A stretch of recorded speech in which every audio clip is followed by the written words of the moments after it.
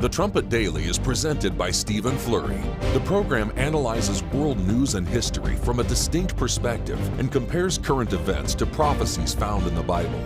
The program also offers free educational publications, including the Trumpet News Magazine and books and booklets. The Trumpet Daily is produced at the Philadelphia Church of God's home campus in Edmond, Oklahoma, and its sister campus in Edstone, England. More information is available at thetrumpet.com.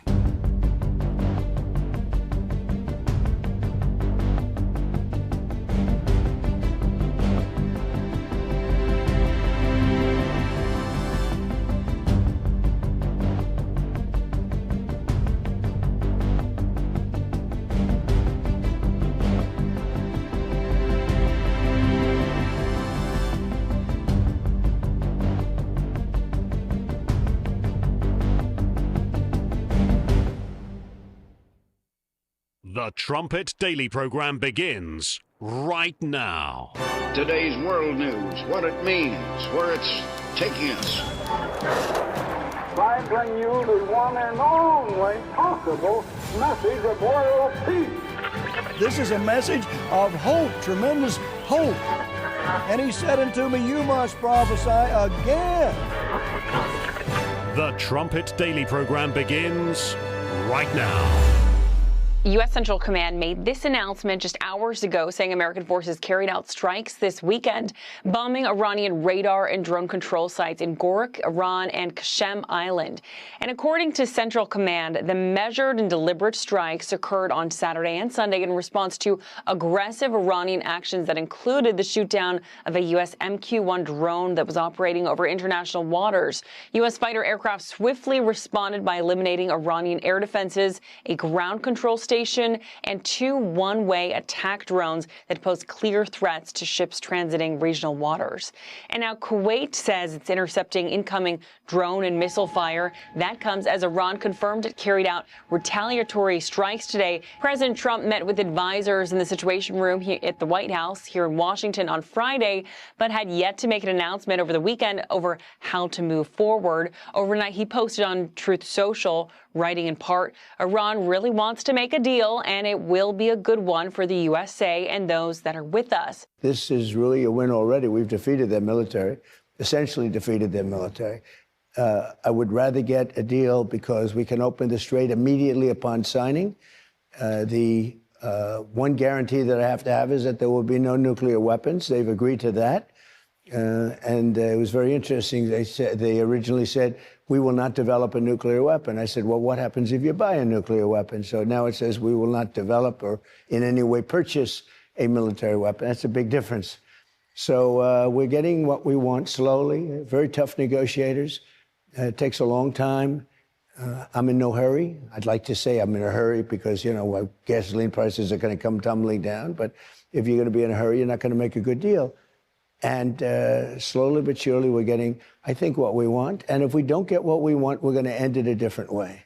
So that's interesting because I think everyone has acknowledged that the United States has been in a defensive position against Iran. They've been aggressive to some extent, and we've been defensive. Is there a line that they would cross for you to go on the offensive again militarily? Well, a deal that wasn't going to be good for us is the line, ultimately, because, you know, I'm playing it out and we're going to see, and that's what I do. I negotiate. They negotiate. They're very good negotiators. They're crafty. But in the end, we have all the cards because we've defeated them militarily. More fighting and more deal making. I think when we left Friday, the Hormuz was wide open. We were just on the verge of a deal. Peace was about to break out. And then as you saw at the top there, I mean, the fighting continues. We're at a point, really, that you could run, you know, maybe the cold open for this show from 2-3 weeks ago. And people might not even realize that's an old piece of tape or old footage because it's just the same, more and more of the same. You're listening to Stephen Flurry, and this is the Trumpet Daily. We appreciate you joining us on today's show. It's a new show. It's live. We're coming to you live as we do every day at 11 a.m. here in the Central Time Zone of the United States. You can get to the live video of this program at our website, thetrumpet.com, or at the Rumble channel or the YouTube channel as well. I think at this point, too, most people are just tuning it out. And we'll give you the latest here in just a moment. But with the news of Iran and this war, you have so much in the way of filth, and now we're starting into Pride Month. They've got an entire month. So we're just going to be given a steady diet of what Americans, of what Israelites are consuming on television and in society around us, what we're addicted to. And most people, I mean, we've discussed, even in our church, you know, things that we can do to get people more into their Bibles, to just get them into diligent study. It's a challenge. And of course, when you see what people are consuming in the way of entertainment and so on, you can see why. And with the gadgets added in, our attention span has to be about as short as it's ever been. just consuming filth, even as wars and rumors of wars continue. This is the Telegraph. It says Iran has pulled out of peace talks with the U.S. following continued Israeli strikes on Lebanon, Tehran's state media reported. Given the continuation of the Zionist regime's crimes in Lebanon, and considering that Lebanon was among the preconditions of the ceasefire, which has now been violated on all fronts, the Iranian negotiating team is suspending talks. There's the latest. There's no more talks. I mean, from Tehran's perspective, we don't want a deal. We don't want to talk. And yet, on this side, the talk is nonstop. The talk of deal making, play clip 4. Rouhani said he'd like to have a deal in 3 to 6 months. Is that possible? Sure, it's possible. It's possible to have a deal sooner than that, depending on how forthcoming and clear Iran is prepared to be. A bad deal is worse than no deal. We need to have a good deal here. Not sure why John Kerry came back. He's obviously a well-known Democrat, but both sides convinced that we have to make a deal. Here's another one. This is from Forbes, actually, clip 5. Trump will even entertain them because he posted this over the weekend. In part, he said that a deal would not look like Obama's JCPOA. And he said this: if I make a deal with Iran, it will be a good and proper one, not like the one made by Obama, which gave Iran massive amounts of cash. Let's say this deal includes sanctions relief and or unfreezing those assets. Is that essentially the same thing as giving Iran cash? In effect, if the United States unwinds sanctions in a material way, the regime is going to be able to reestablish its banking ties in jurisdictions abroad, right? It's going to more easily be able to sell oil into global markets. Lee Smith has an article at Tablet where he says that the messaging coming out of the White House sounds almost exactly like the kind of language the Obama administration used to sell what Trump has called the worst deal ever negotiated. Lee Smith is saying, this sounds a lot like JCPOA. Trump's JCPOA, as you see there at the title. It's very similar. We've got to do a deal. He says, still, the Trump team seems to believe that the Iranians will sincerely commit to forego developing a nuclear weapon. This is essentially a secularized version of the Obama team's contention that the late Ayatollah Khamenei had issued a fatwa against building the bomb, even though the fatwa has never been found, and Israel's 2018 seizure of Iran's nuclear archive showed it had never abandoned its plans to build an industrial-scale nuclear weapons program. They've never abandoned it. Instead, they abandoned peace talks. They're out. According to the Telegraph, that's the latest. It says here that the Iranians and not the U.S. are getting paid means they didn't lose the war and are winning the negotiations again, just as they did under Obama. And so history is repeating itself. The cycle continues. He says the reason that Trump's Iran policy is coming to look just like Obama's is simple. Once you stop military actions, there's no room left on the board except Obama's position, which is to concede everything to the Iranians while painting it as a victory. And so President Trump you hear it in all of the sit-downs he's had. Yeah, we won. We destroyed their army. We destroyed their military. And now we're close to a deal. Hormuz is about to be completely open. It says the truth is that the ultimate consequences of the deal Trump is now considering make it worse than Obama's. For decades, the two big concerns over an Iranian bomb were, one, that the Iranians would use it against another country, Israel, Saudi Arabia, Europe, etc., and two, that they'd threaten to use it which would give them more than enough leverage to shut down one of the world's most vital waterways. And as Smith goes on and points out, they're doing that right now, and they don't even have the bomb yet. So, in other words, we're losing. We're losing. It says for Americans, whether the Iranians' toll shipping is nearly irrelevant. Well, he just makes the point at the end that Iran is sitting there saying the U.S., I mean, we can shut down this strait if we want to, and the U.S. isn't going to be able to do a thing.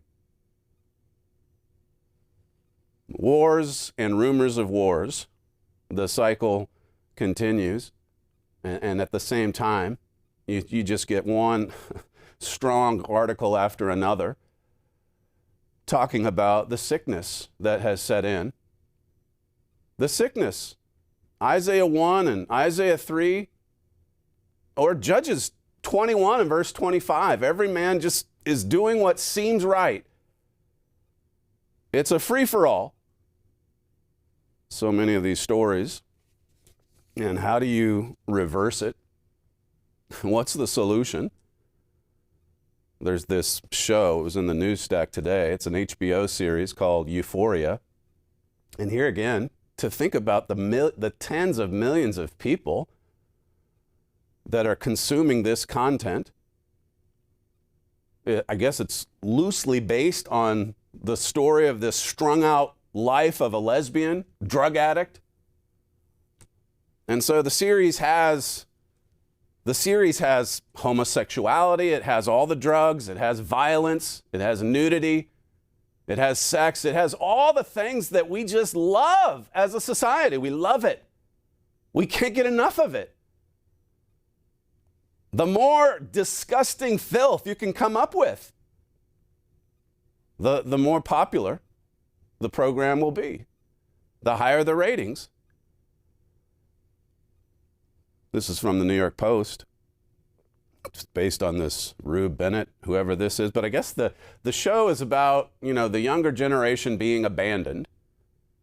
And, well, they have been in many ways. This Rue, who struggled with drug addiction throughout the series, she dies of an accidental overdose after taking painkillers that were intentionally laced with fentanyl by the drug lord, Alamo Brown.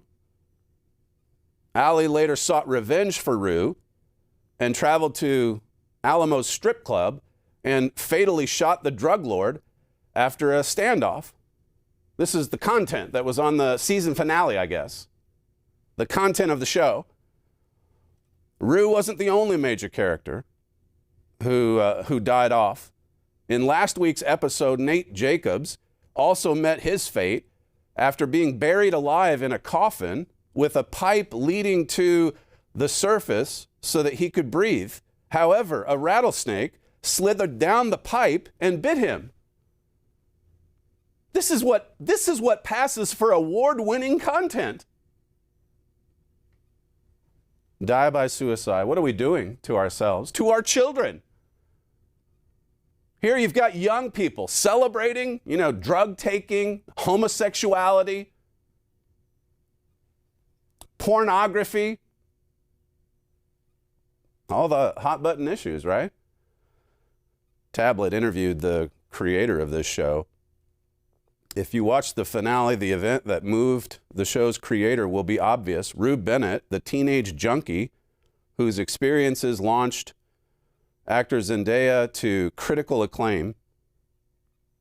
It says, from the moment the show premiered in 2019, Euphoria was easy to dismiss as tawdry spectacle or teenage soap opera.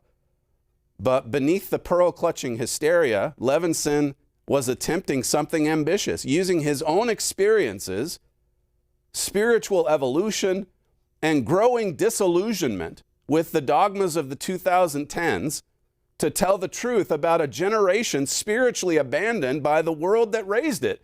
It says Euphoria was never merely about Gen Z's addictions to drugs, sex, and social media, but about young Americans left emotionally stranded inside a culture that has lost its capacity for meaning, morality, and redemption. It's a show about a sick generation, sickness from head to toe. Look at what we've done to our children. The solution to all of this is God's family, by the way. The solution to this is God's family throne, God's family government, God's standard of morality, God's law. It says the most widely scorned storyline of Euphoria's third season, Cassie's descent into OnlyFans fame and online sex work, perhaps best encapsulated Levinson's ability to weaponize viewers' political assumptions against them. Progressive feminists and sex workers, including Sydney Leathers and this other woman, publicly condemned the storyline for portraying Cassie, played by this gal, as a performer without boundaries. So you've got some people upset for the wrong reasons. What made the furor around the subplot so revealing was that contemporary pop culture is already saturated with sexual commodification and self-exploitation.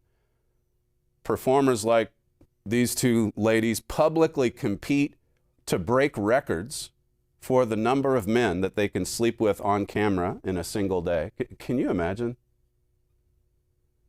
I mean, this is talking about a sickness that we're proud of. We love it. And now it's going into TV shows. That culture, that pornographic culture that people used to be ashamed about. Or they'd have to walk down a darkened street somewhere just to get to that part of town. Now it's everywhere. Now it's on every gadget. And here it is being celebrated. Again, you think of Isaiah 1, you think of Isaiah 3. We declare our sins as Sodom. We're going to be doing that for an entire month. It's something that we have a lot of pride in. We love it. The rise of independent pornography and other industries of content creation is so unique to Gen Z that Levinson understood as a storyteller that it would be derelict to not address it in the narrative. He's a good storyteller, you see. He's just telling the truth about Gen Z, about what we love, about what we promote, about what holds our attention, maybe for more than a few minutes when it comes to news gathering or studying God's literature, God's truth, the Holy Bible.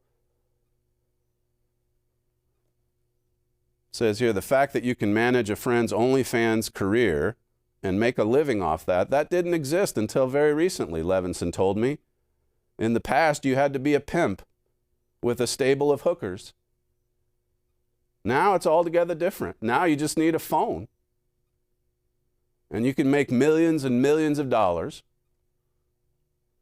It says here, if audiences were truly so disturbed by Cassie getting rich quick by selling her body, Levinson wondered, why did OnlyFans generate more than $7 billion in revenue last year? If the culture is genuinely squeamish about pornography, why is pornography everywhere? We're not squeamish about it. We crave it. We hunger for it. We can't get enough of it. It's all we want to consume. It's what we want to fill our minds with. And what does God think? Where are the families? Where are the fathers?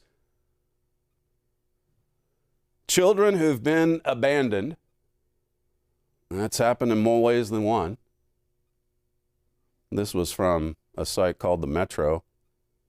Beneath, this is the start of Pride Month, so this guy's on the hunt for a good story.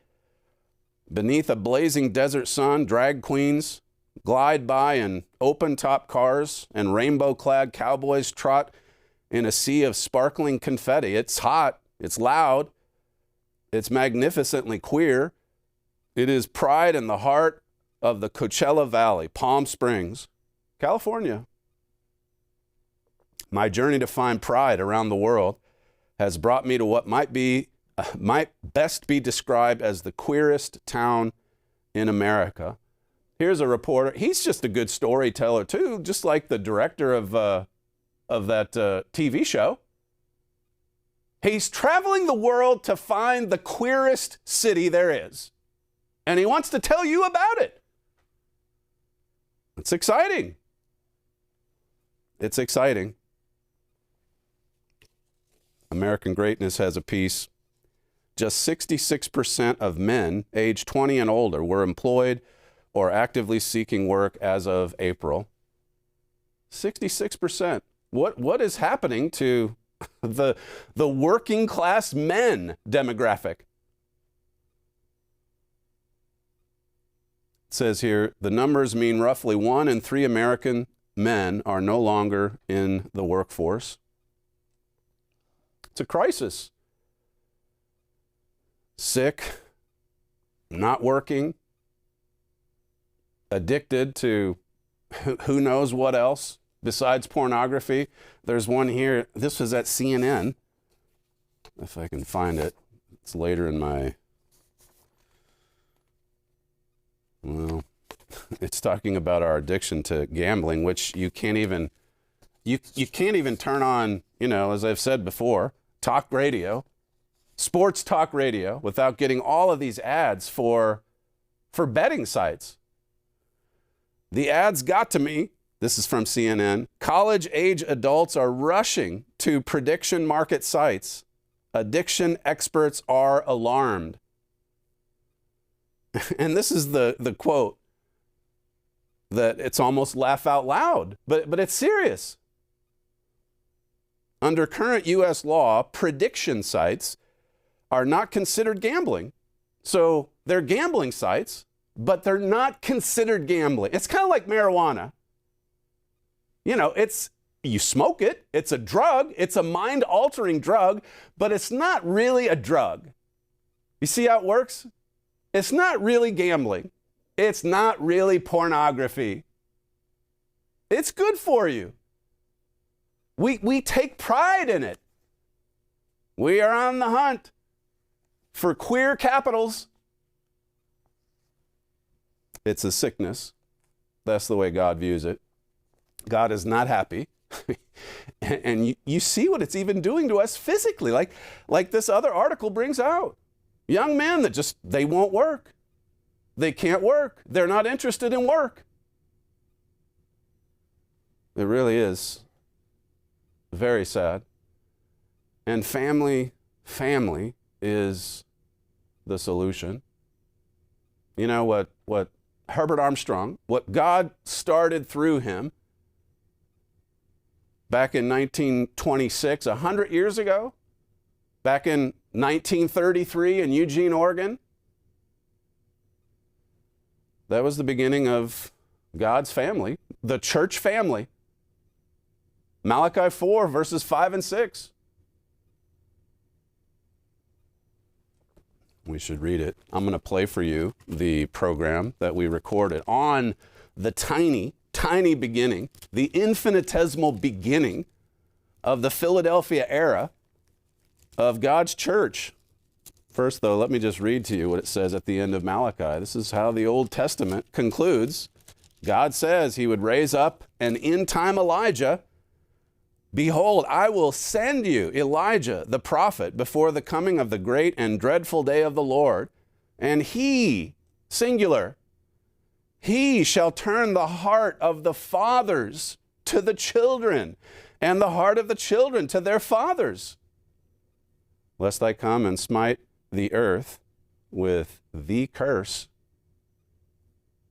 This is talking about the family foundation. When you see our society unraveling, the reason for it is exactly what Herbert Armstrong explained in The Missing Dimension in Sex. The family foundation is exactly that. It's the foundation of any strong, stable society. And the foundation for that thriving church during the Philadelphia era of God's true church, it was established back in the Willamette Valley in Oregon, around Eugene, around Salem, around Portland. Here's the Key of David we recorded just last week about that small beginning of the Philadelphia era. And now I'd like to have all of the others that at least consider themselves in the Eugene Church, which is the parent church of the Philadelphia era. Would you please stand?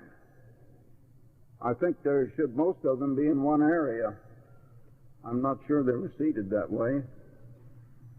Oh, how we have grown through the years. You know, since this original church here at Eugene 50 years ago, this church grew at the rate of 30% every year for 35 years. That is 20th century educator and theologian Herbert W. Armstrong talking in 1983. It was the 50th year anniversary of the birthplace of the Philadelphia era of God's true church. And he was looking back on the small beginnings of the church, and it was right here in Eugene, Oregon, that everything got started for the Philadelphia era. As I say, he was speaking in 1983, 50 years on, looking back. Of course, Herbert Armstrong died in 1986. So we're now many years ahead, almost a century, going back to 1933, a century away from the birthplace of the Philadelphia era. I'd like to draw your attention to the literature that we're going to spotlight today, The True History of God's True Church, written by my father. And that, of course, gives you the sweep, the grand sweep of church history going all the way back to its establishment by Jesus Christ and the early apostles there in the book of Acts. So if you don't have that book in your library, make sure that you call our operators today and request your free copy. I just want to play one more clip from that anniversary sermon that Herbert Armstrong gave back in 1983. Well, now today we're celebrating not only the 50th anniversary of the local Eugene church, as it was, which was the first church of the Philadelphia era. I was still working with and preaching in the Sardis churches up in the Willamette Valley, up near Jefferson, and over in the little country schoolhouse of Deaver, up in that direction. But God began to reveal new truth that the others didn't know, and I found that those people who were humble and sincere people, and they had God's Sabbath, they had the truth of God's law, they had the right name, the Church of God, they were a sincere people. But they felt they had all of the knowledge, and they would not accept any new knowledge that the Bible contained that they hadn't seen. And so they didn't grow with us. So these people who are actually from the Sardis era of God's church, the fifth era of the true church, they rejected new truth, new revelation, and eventually they rejected Herbert W. Armstrong. And so Mr. Armstrong was left basically to go it alone. And as I say, these are where those early campaigns started. This is from his autobiography. It says, "If men pay us a salary," at the time he was working for the Oregon Conference on a small salary of $3 per week and conducting some campaigns with Sardis ministers, and there just wasn't much fruit that ever came from that. And he says, even as small as $3 per week, we have now learned we must preach only what men order us to preach. So there was this big dispute. I won't get into all the details, but the Oregon Conference basically said to Mr. Armstrong, you have to speak, or teach this doctrine this way. And he said, well, it's not biblical. So it led to this dispute, this division.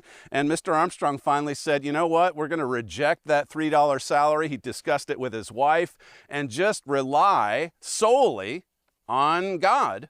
That all happened, as I say, in I think it was the early fall or late summer of 1933. It says in the autobiography, God had prepared us for relying solely on Him by many miraculous answers to prayer.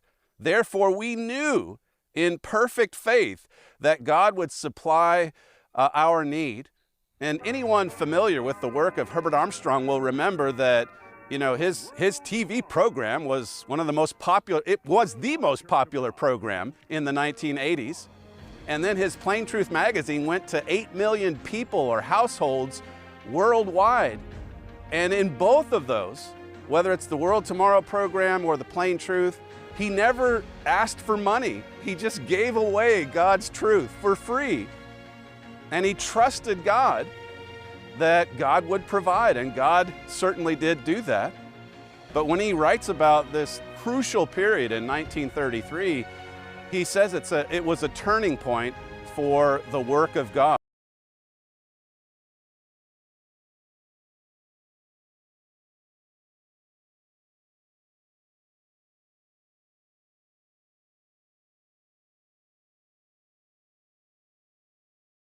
God's church. Mr. Armstrong used to walk this road. I'll talk a little bit more about that in a moment. You've got the Fear Butte School that used to be right over here to my left that he conducted campaigns in. He had his first congregation was in that school, as well as the Jean School, which was about 4 miles further on from here. And it's incredible history. This is where it started small. It was a mustard seed beginning, but what a crucial test it was for him to just break away entirely from being associated with the Oregon Conference and just going it alone with God, just trying to please God alone. Let's go to Revelation 3. He mentions open doors, and God started to open doors early on even. Those that are familiar with his work know that it became this epic worldwide work by the mid-1980s. But it was early on that those doors began to swing open. Notice what it says about the Philadelphia era of God's church. Well, let me just back up and read one more quote. It says, "I did not fully realize then that this was a crucial turning point in the history of the Church of God. What actually was happening, though we did not understand it then, was that a new era was dawning in the history of the Church of God. The church was transitioning into a new era, the Philadelphia era. And God says about that era in Revelation 3, verse 7, "And to the angel of the church in Philadelphia write, These things saith he that is holy, he that is true, he that has the key of David, he that opens, and no man shuts, and shuts, and no man opens."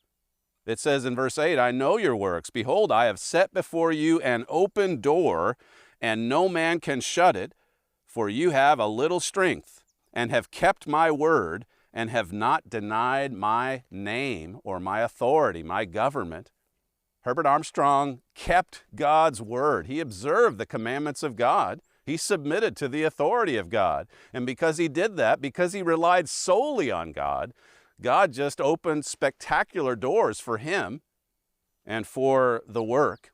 My father says in his booklet, The Key of David, an open door is always synonymous with the preaching of a message.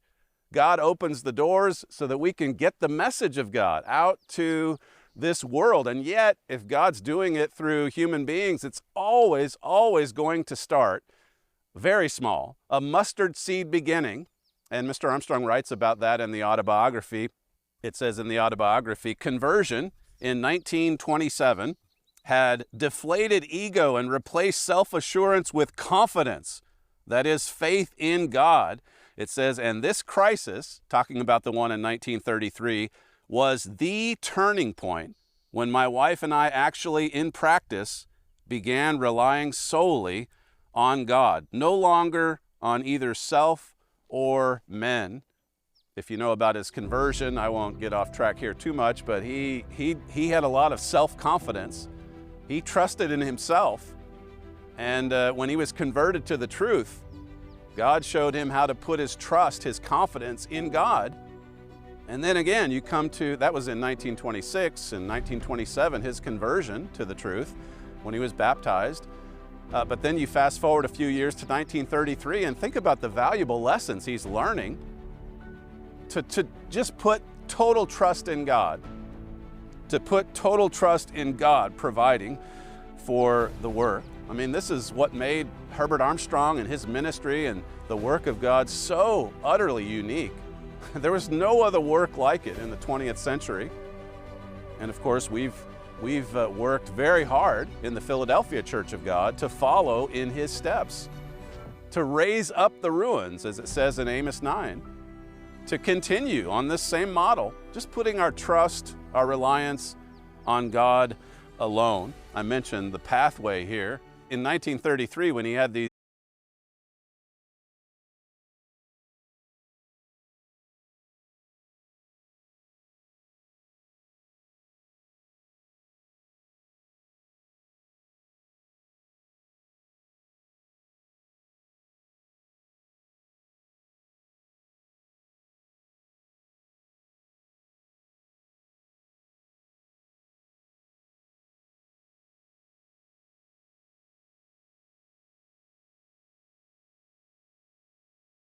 where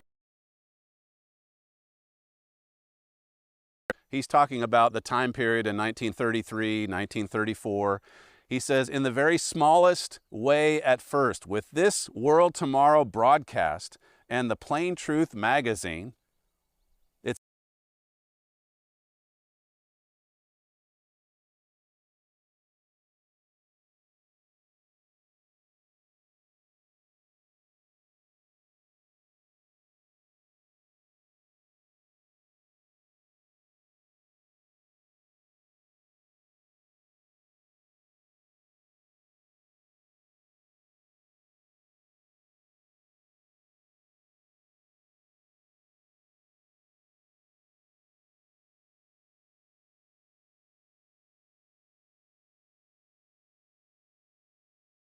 amplified power.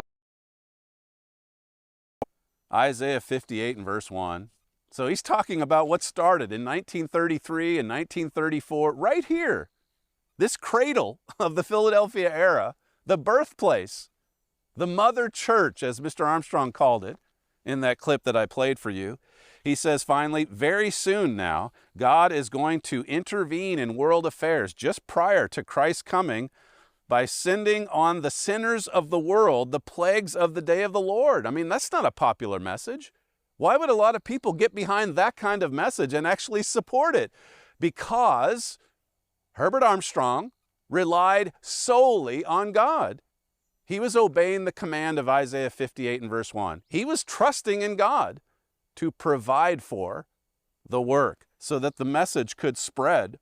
He says finally that, speaking of the day of the Lord, he says that is a time of God's wrath against evil spoken of in more than 30 different prophecies, both Old and New Testaments. Christ's coming is to occur as the climax of this day of the Lord. And so there is a good ending ultimately, because it results in the return of Jesus Christ to this earth and the establishment of God's kingdom on this earth with its headquarters, its earthly headquarters in Jerusalem. It's awesome. But what happens right before that?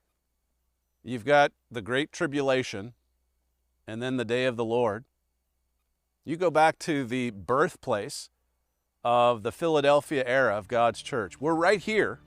This is where it all started.